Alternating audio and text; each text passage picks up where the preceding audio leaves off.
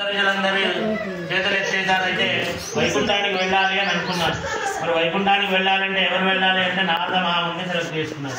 నారదుడు అయితే నొప్పించగా తానుకోక తప్పించుతున్న వాడే ధన్యుడి సుమతి అన్నట్టు విషయాన్ని చక్కగా రాబడతాడు. కాబట్టి నారదుడు వైకుంఠానికి వెళ్ళాడు. వైకుంఠానికి వెళ్ళేసరికి స్వామి ఎలా ఉంటాడట? ఎల్లప్పుడూ ధ్యానంలో ఉంటాడట, ఆదిశేషుడి పైన పడుకొని. ఆ ధ్యానం నుంచి బయటికి తీసుకురావాలంటే ప్రార్థన చేయాలి.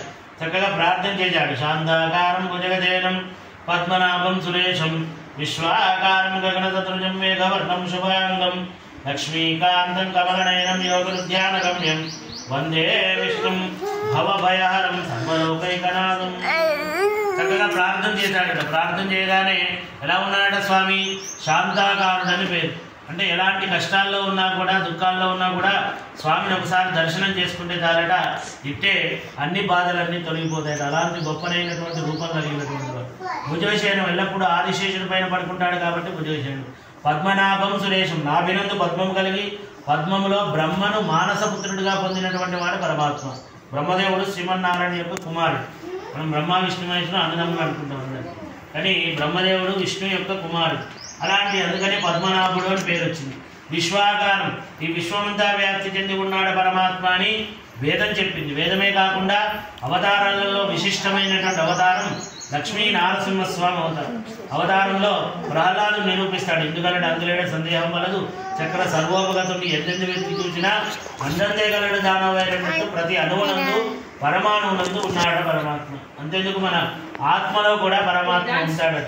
ఆత్మలో పరమాత్మను దర్శించినటువంటి వాళ్ళు యోగీశ్వరులు, మునులు అవుతారు.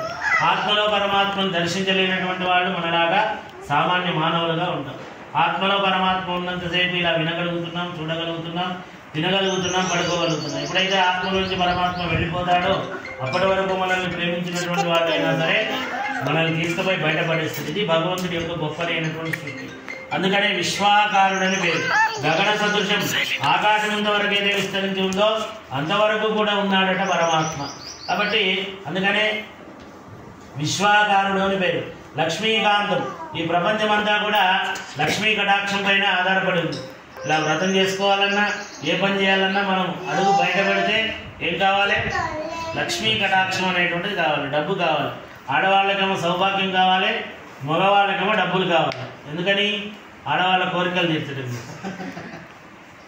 అలా కాబట్టి అలాంటి లక్ష్మీకాంతగా కలిగినటువంటి స్వామి వందే విష్ణుం భవభయహరం సర్వలోకైకనాథం, మీకు ఒకసారి నమస్కారం చేస్తే చాలు ఈ లోకాలన్నీ సుభిక్షంగా ఉంటాయని ప్రార్థన చేశాడు.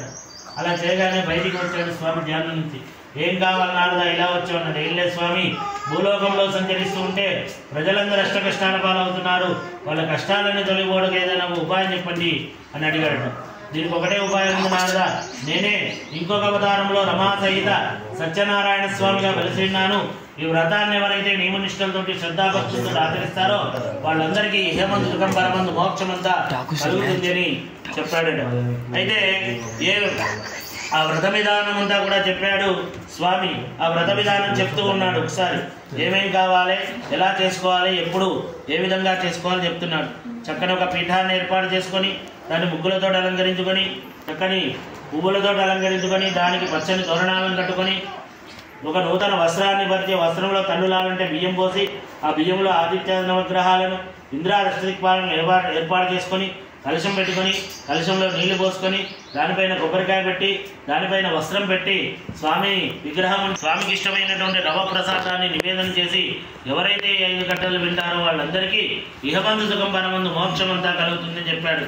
అయితే ఏ పూజ చేసినా, ఏ నోములు వచ్చినా, ఏ వ్రతం చేసినా కలశం పెట్టుకుంటాం. ఏంటి కలశానికి ప్రాధాన్యత అంటే ఉదకం నారాయణ స్వరూపం అని చెప్పింది వేదం.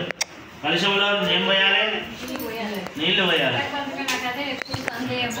మా ఇంట్లో ఆనవాయి ప్రకారం బియ్యం పోతుంది. బియ్యం పోసేటప్పుడు అనుకున్నాను ఈరోజు మళ్ళీ చేంజ్ చేయొచ్చా కలశంలో నీళ్లే పోయాలి. ఉదకం నారాయణ స్వరూపం అని చెప్పింది వేదం. కాబట్టి స్వచ్ఛమైనటువంటి నీళ్ళల్లో భగవంతుడు ఉంటాడు.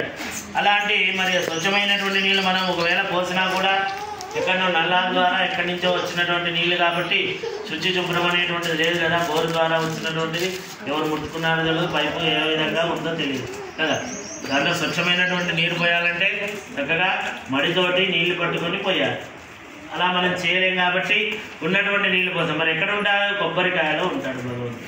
కొబ్బరికాయలో స్వచ్ఛమైనటువంటి నీరు ఉంటుంది. కొబ్బరికాయ చూడండి ఎలా తయారు చేస్తాడు భగవంతుడు. ఎక్కడో వేర్ల ద్వారా వెళ్ళి పైన ఉండే బోండాలు నీళ్లు పడతాయి. పీకంగా కానీ రాదు పీచు, తర్వాత కొట్టంగా కానీ పలగదు టెంక. కాబట్టి అలాంటిది స్వచ్ఛమైనటువంటి అమృత ఫలం కొబ్బరికాయ అని చెప్తారు. అందుకని మనకు ఆరోగ్యం బాగాలేకుంటే డాక్టర్ దగ్గర పోతే ఫస్ట్ కొబ్బరి నీళ్ళు తాగుంటుంది కదా. మొదలు భగవంతుడు ట్రీట్మెంట్ స్టార్ట్ చేసిన తర్వాత డాక్టర్ స్టార్ట్ చేస్తారు. కాబట్టి అలాంటిది గొప్పనైనటువంటిది కొబ్బరికాయ. గుడికి వెళితే కొబ్బరికాయ కొట్టడానికి కారణం కూడా అదే. కొబ్బరికాయ కొట్టగానే తెల్లని టెంక ఉంటుంది. మనం గుడికి వెళ్తే రకరకాలైనటువంటి తప్పులు చేస్తుంటాం తెలియదు కదా. గుళ్ళో ఏం చేయాలి? భగవంతుడిని కళ్ళు మూసుకొని మొక్కుతాం కదా. భగవంతుడిని చూస్తూ మొక్కాలి. కళ్ళు మూసుకొని మొక్కితే లాభం పోయిందే భగవంతుడిని చూడటానికి, అంతేనా కదా. ఎందుకని కళ్ళు మూసుకొని మొత్తం రకరకాలైనటువంటి కోరికలు కోరుకుంటుంది కాబట్టి నన్ను ఎవరైనా చూస్తున్నా లేదా చూడకుండా కళ్ళు మూసుకుంటాడు. కాబట్టి అలా మొక్కకూడదు, భగవంతుణ్ణి చూడాలి. ఎలా నఖశిఖ పర్యంతం చూడాలని చెప్పారు. స్వామిని అయితే పాదాల దగ్గర నుంచి శిరస్సు వరకు దర్శించాలి. అమ్మవారిని అయితే శిరస్సు నుంచి పాదాల వరకు దర్శించాలి. వెళ్ళినప్పుడు ధ్వజస్తంభం దగ్గర సాష్టాంగ ప్రణామం చేయాలి. లోపల ఎక్కడ భగవంతుడు ఉన్నటువంటి ప్లేసులో ఎక్కడ ఎవరికీ దండం పెట్టకూడదు. ఎంత పెద్దవాళ్ళు జీరస్వామి ఉన్నా భగవంతుడి ముందు చిన్నవాడే కాబట్టి ఆయనకు కూడా దండం పెట్టదు. ఎక్కడ భగవంతుని ఆలయం ప్రిన్సెస్లో. కాబట్టి అలాంటి నియమాలన్నీ కూడా ఉంటాయి. అలానే మనం కొబ్బరికాయ కొట్టగానే తెల్లని టెంక ఉంటుంది. తెలిపేంటి? ప్రశాంతత చిహ్నం.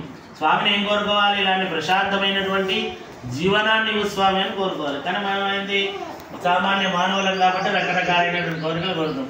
నాకు ఇలాంటి 3 బిల్డింగ్లు లేవు, 4 ఆడికార్లు లేవు, నా భార్య వండిన బంగారం నువ్వు, ఈ విధంగా కోరుకుంటూ ఉంటా ఉన్నాడు. అలా కోరకూడదట. స్వామిని ప్రశాంతతని ఇవ్వమని కోరు. ప్రశాంతంగా ఎప్పుడు ఉంటాడు మనిషి? అన్నీ ఉన్నప్పుడే ఉంటాడు.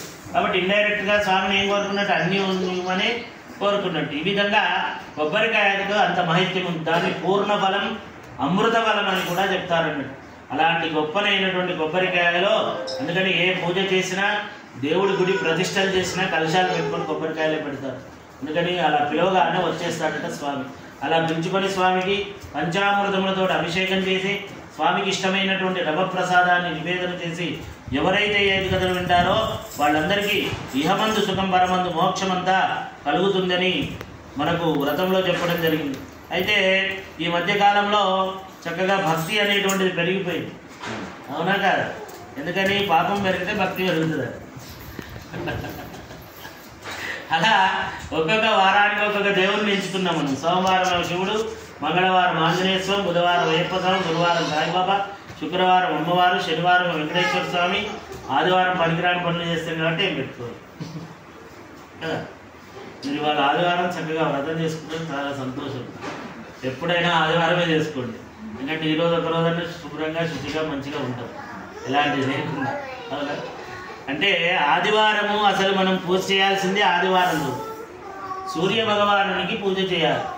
ఎందుకని సూర్యునికి పూజ చేయాలి అంటే సూర్యోదయ పూర్వమే ఇంటిల్లిపాటు లేచి చక్కగా స్వామికి పాలల్లో బెల్లంతో అన్నం వండి స్వామి సూర్యుడు ఉదయిస్తుంటే ఆ నివేదన చేసి ఆ అన్నాన్ని సూర్యకిరణాలు పడేటట్టుగా నివేదన చేసి చక్కగా ఇంటిల్లిపాటు తినాలి. తింటే ఏమిస్తాడు? ఆరోగ్యాన్ని ఇస్తాడు సూర్యుడు. ఆరోగ్యం భాస్కరాదిత్యుడు. మనిషి ఆరోగ్యంగా ఉంటే అన్నిటినీ కూడా సాధించినట్టు కదా. కాబట్టి ఆరోగ్యం అనేటువంటిది కావాలి కాబట్టి సూర్యుని ఆరాధన చేయాలి. అలాంటిది మనము ఆదివారం రోజే 12 దాకా పడుకుంటాం. అవునా కదా? సెలవు వచ్చింది కాబట్టి అలా